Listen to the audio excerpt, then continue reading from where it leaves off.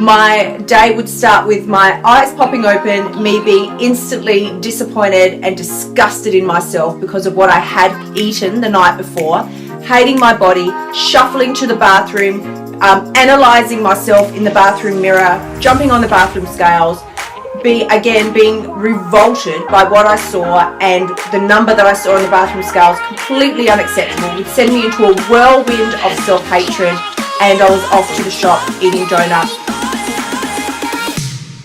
So, just to, I guess, give everybody a bit of a rundown on, what your typical day looks like. So, if you would give us just a rough indication of what you do from when you get up until your head hits the pillow at night, just to give us an idea of what an extraordinary woman has in her day. Well, I can tell you, just for some contrast, I can tell you what my day... Hang on, I'm hearing some feedback, sorry. Hang on, I'm going to mute for a second. So just whilst I tell you this, because I'm getting feedback through the system here, I can certainly give you some contrast as to what my day used to look like compared to now. So how it used to be before I stepped up and took ownership of my own life, my day would start with my eyes popping open, me being instantly disappointed and disgusted in myself because of what I had eaten the night before, hating my body, shuffling to the bathroom, analysing myself in the bathroom mirror, jumping on the bathroom scales, being revolted by what I saw, and the number that I saw on the bathroom scales, completely unacceptable, would send me into a whirlwind of self-hatred, and I was off to the shop eating donuts and, just sort of making it through my day until I could get back home into clothes that I felt comfortable in, like, i.e. tracky dacks, track pants and slippers, because I hated everything else that I had to wear when I was in society. You can't really wear your track pants everywhere. And I hated all of it. And so all I wanted to do was get back home, get into my sort of stretchy, comfortable clothes and eat chips. That's what I did. Now that I have ditched the diet and ended the self-sabotage and the torture and the, beat the binge, the whole thing, right? Now my day is very different. Now, when my alarm goes off, I set it very early in the morning at 4:45. I mean, it might not be very early for everyone, it's early for me. 4:45, it goes off each day. I start by immediately looking at some intentions that I have written out from the night before about... And when I sort of say intentions, I would clarify that by saying how I want my life and my day to look for that, next 24 hours. So that might be, I am energetic beyond all stratospheric possibilities. My life is incredible. I am ridiculously happy and full of energy. And I'll have certain things listed out. I read them before I'm even fully awake. And then I'm on it. Out of bed, the first thing I do is a very quick meditation visualization sort of session. Throw the headphones in, sit in my comfy chair, and do this for sort of 10-15 minutes. I do some early morning yoga or just stretching. I mean, really, I like to say yoga because it sounds fancy, but I don't know what the heck I'm doing. I'm really just stretching. Stretching, right? And from there, it's, I'm just powering forward. So I make sure I get a daily workout in. I again spend some time to sort of journal or write out my intentions. And why? What's the importance of that?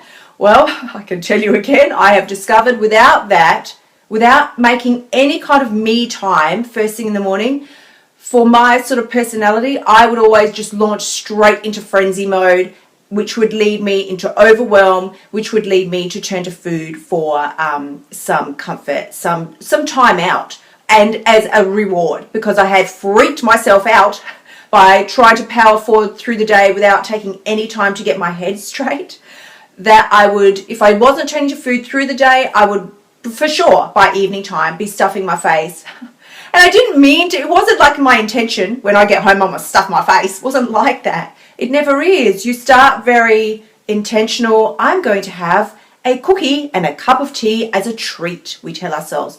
But I can tell you, treats are for dogs, and we deserve to be treated and loved in all capacities any time of the day, right? That's super important. So just making sure that you've got your headspace right first thing in the day, making sure that you take time for yourself at all stages throughout the day. So I don't just go, here's my 30 minutes in the morning and now, bam, I power through. And, you know, sometimes I do that.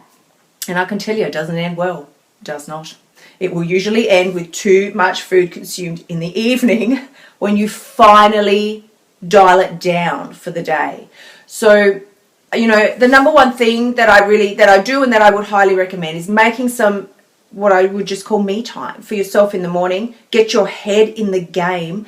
And then if you feel throughout the day like you're getting overwhelmed, this is what I do. So I'll go ahead, do my work, but then I will take at least one, preferably 2 more sessions throughout the day for a breather, a 5 or 10 minute meditation, a visualization, writing out some more sort of intentions and affirmations in my journal if I'm thinking, I'm totally freaking out, like this isn't working, and you know you're losing that headspace, you're getting out of the game, you've got to get back in. So I'll write out a few things again.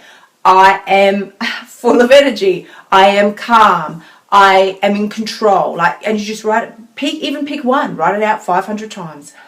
Then get back to whatever you had to do. That's what I do. And then, of course, you know, by evening time, I used to work very, very late. Sometimes I really try and avoid that now because, I know my triggers. And I think this is so important for women.